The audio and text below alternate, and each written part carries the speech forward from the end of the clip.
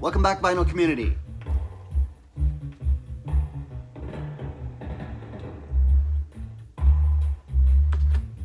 Bringing you in a dubwise fashion today for a look at the man called Osbourne Ruddock, better known as King Tubby.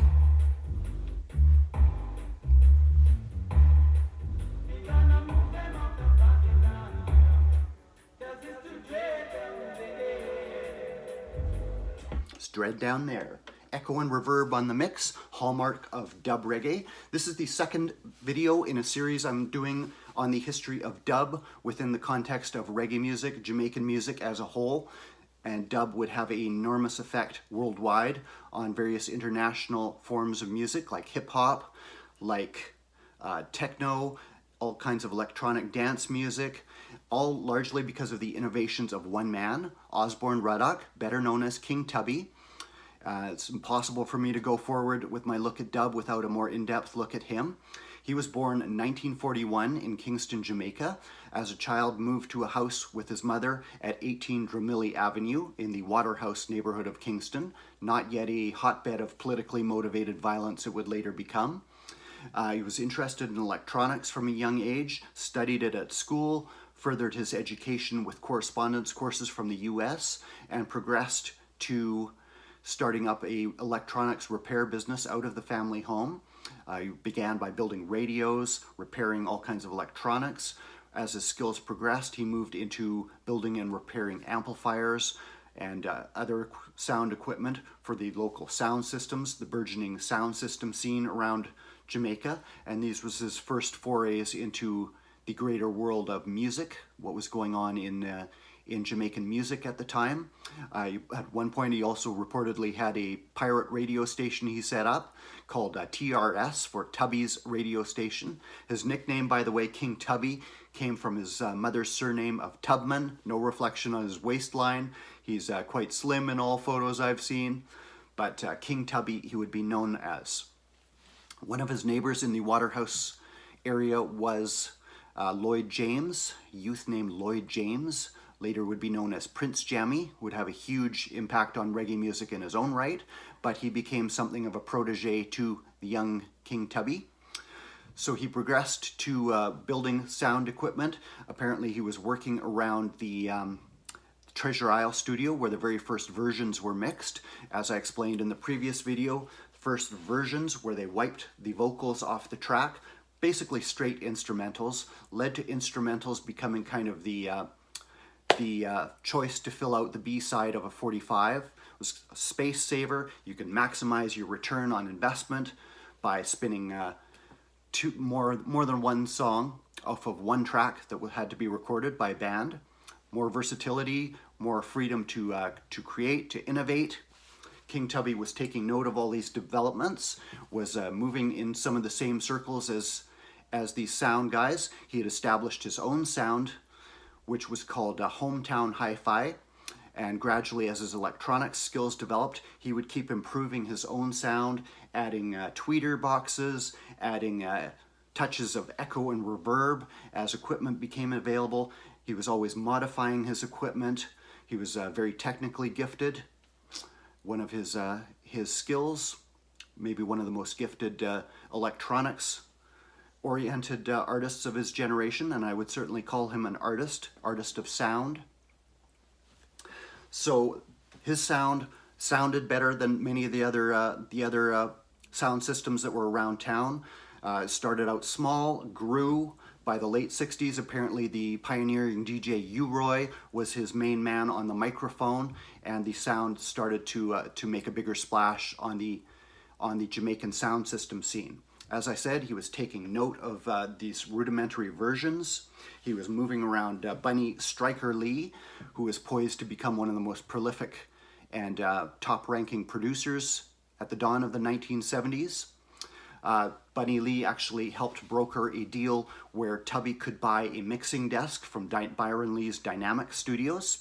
I think it was a 4-track mixing desk, very rudimentary equipment, but compared to what became standard in North America, in Europe as the 70s progressed, where I think they were into like 12 and 24 track track studios at the time. Very rudimentary equipment, but Tubby would be poised to customize this equipment, have it built to his, upgraded to his specifications, and would craft works that people are still trying to study how he created these sounds to this day, trying to emulate it. Can't quite do it. One of the key facets of his mixing desk was what was called a high-pass filter, which was a knob by which he could do the audio equivalent of a movie camera panning from side to side. He would have EQ, all when he would create his versions, all to kind of create a widescreen cinematic feel, focus in on certain certain instruments rather, isolate certain things, play around with sound, not unlike a painter painting with colors. That was his genius. So he began mixing his own versions, following on from the initial flurry of full-length dub LPs, moving on from just being on the B side of the 45s. As I said, Tubby became the first name engineer. Tubby's version customers began checking for the B sides of 45s to see who mixed it, and that was due to King Tubby. The first dub album that King Tubby was associated with was Lee Perry's Blackboard Jungle dub, originally issued as Upsetter's 14 dub Blackboard Jungle. Not a full King Tubby credit, but he reportedly aided Lee Perry in the creation of it. Reissued later as Blackboard Jungle dub in an altered form. It's late 70s, early pressing on Clock Tower record.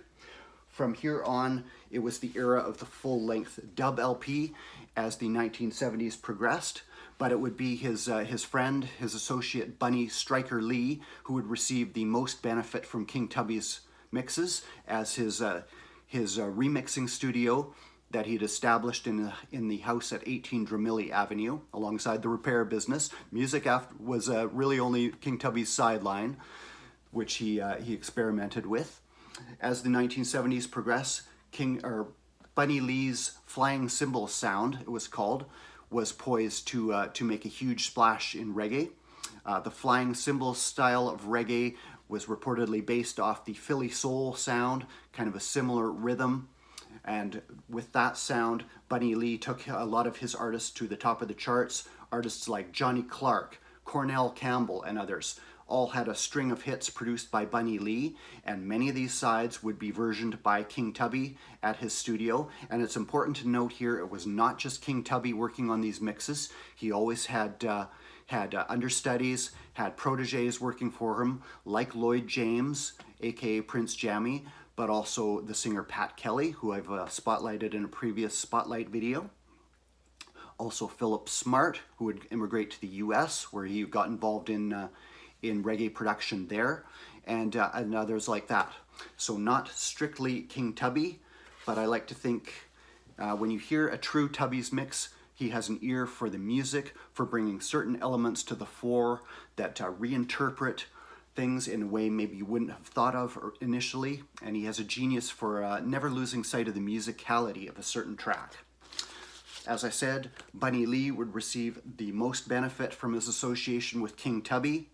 It was a mutually beneficial relationship. Especially Johnny Clark would receive some of the hardest hitting versions out of King Tubby's remix studio, which he'd converted a bedroom into the remix studio. He also had a dub cutting machine where he would cut the exclusive acetate mixes for use on sound systems as time went on, and he kept upgrading all the time. He could even converted a bathroom into a voicing booth where the singers could come in and record their vocals, but the house was not big enough to house a full band. Many of these dub versions for artists like Johnny Clark, one of his classic hits, Enter Into His Gates with Praise, Bunny Lee's Attack label, would receive dub mixes with titles like This the Hardest Version. There would be a series of combative titles, sometimes punning titles, sometimes humorous, but sometimes combative, like Straight to Sheila's Head, Straight to Brad from New York's Head, all these combative titles. And some of these dub mixes, Tubby would throw everything in the kitchen sink at the mix, One of Johnny Clark's tunes has machine guns going off, sirens, all kinds of mayhem going on. Tubby could mix in these sound effects. He had what was called a Fisher spring reverb unit, which he could physically strike to create kind of a thunderclap sound. So all these innovations were going on. As the first wave of full-length dub LPs came out, Tubby was right there. His first LP was called Dub from the Roots, all Bunny Lee Productions, the flying cymbal sound. There's the king himself with his crown. These are later reissues from Jamaican Recordings label. That was followed. These are all around 1975, 1976, these LPs. King Tubby presents The Roots of Dub. Another photo. Still Bunny Lee Productions. Another early one that came out, and this is original. This is the second oldest dub album I have on original. Got no sleeve for it, unfortunately, but it is called Creation of Dub, all Bunny Lee Productions on the Total Sounds label. About 1976 on this one. It's also released under the alternate title in the UK of King Tubby Meets the Aggravators at Dub Station. The Aggravators are Bunny Lee's house band. In the UK, producer Winston Edwards would release King Tubby Meets the Upsetter at the Grassroots of Dub, where, as I've said in another video, he had half an LP's worth of tapes from King Tubby, half an LP from Lee Perry. He was on the plane from Jamaica back to the UK wondering what to do with them, and then he got the idea, King Tubby Meets the Upsetter, where he would kind of pit them against each other. This would apparently be influential in the UK market, popularizing the dub LP, as was Surrounded by the Dreads at the National Arena. 26 September 1975. Smiling King Tubby there. Not actually a live album here. It's on Winston Edwards Studio 16 label. Originally released around 1976. This is a later reissue. Not really a live album, just dubs to recreate a live performance by the Hometown Hi-Fi that was held in 1975. 1975, unfortunately, would mark the end of Hometown Hi-Fi after rising to an increasing level of popularity. It was raided by the police in 1975, and they completely smashed up the speakers and all the equipment, which spelt the end of the sound, unfortunately. But Tubby's studio was going in full swing. 1975, 1976 are the golden years for dub as these LPs came out. What really put King Tubby's name on the international market in a big way was his collaborations with Augustus Pablo, especially King Tubby's Meets the Rockers Uptown. Again, take note of the plural, King Tubby's. Not singular, not the work of one man. But this LP, here's early pressing on Shanachie label out of Canada. King Tubby's Meets the Rockers Uptown. The song would even be issued by Island Records as the A-side of a 45, as dub became more recognized internationally and exploded into consciousness as reggae itself became more popular internationally. It would also be followed later by King Tubby's Meets Rockers in Firehouse. Firehouse is kind of the nickname for King Tubby's Waterhouse area as political violence took over. Firehouse, kind of a black humor, play on words. Other producers King Tubby would be associated with, he had a long and fruitful relationship with Vivian Jackson, aka Yabby U, with the Prophecy of Dub album first issued in 1976. This reissue from the Blood and Fire label, 1995. King Tubby's Prophecy of Dub. Crucial heavy roots dub album. Yabby U, his nickname actually was coined by King Tubby. After his very first single, the chorus of Yabby U, King Tubby suggested he go by that name. Further collaborations with Yabby U as the 70s progressed would be issued as Walls of Jerusalem. This is a very recent reissue from Pressure Sounds. It's the king in a contemplative mood there. Vivian Jackson, Yabby U. Yabby U Productions, dubbed up by King Tubby, would also appear as King Tubby Meets Vivian Jackson. And following on from that Prophecy of Dub album, the Yabba You albums would be kind of split, and one side vocals and the other side dubs, as if to emphasize the interrelated nature, the collaborative nature of the vocal version to the dub, to the remix. Beware Dub would be a later one, would appear. Also Pressure Sounds reissue with King Tubby dubs. King Tubby seemed to have an affinity for the smaller producers, as alongside his work with the prolific Bunny Lee. The smaller producers who were trying to get by would always seem to get some fine work from King Tubby. As the 70s progressed, King Tubby spent less and less time behind the mixing desk, handing off the chores to his apprentices as he focused on the electronics repair, music just a sideline, but he would contribute fine versions to the Freedom Sounds label, compiled again by the Blood and Fire label as King Tubby and Soul Syndicate, Freedom Sounds in dub, hard-hitting dub versions. As the 80s rolled around, the sound of reggae kind of changed. In the mid-80s, it changed to digital reggae with a more computerized electronic sound, and Lloyd James, former protege of King Tubby, who had by then gone solo, was the #1 producer of the time, capitalizing on the craze for digital reggae. The King would take a step back for a while, upgrade his studio. In the late 80s, he hit back with a new series of productions on his new labels, Waterhouse, Firehouse, Taurus, and others. Again, the actual production chores handled by a new, younger crop of apprentices. But he was poised to make a big splash. Unfortunately, in the early morning hours of February 6th, 1989, he was murdered by a gunman as he left his studio.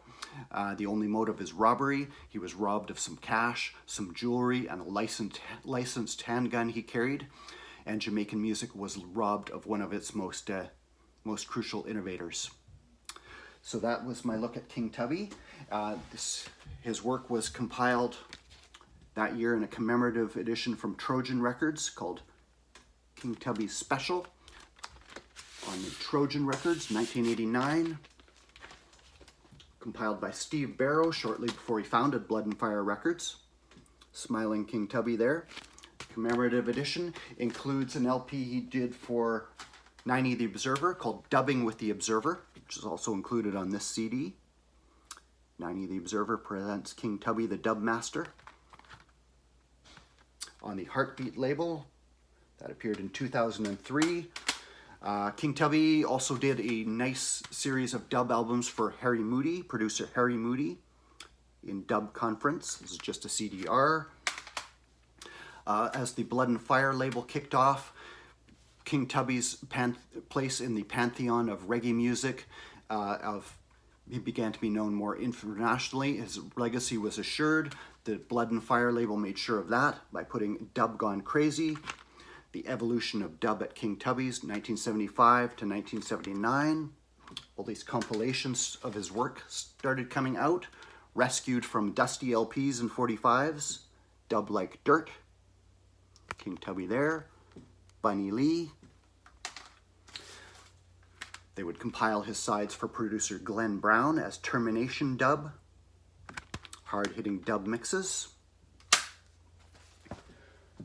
Particularly his work with Johnny Clark for Bunny Lee would appear as Johnny in the Echo Chamber.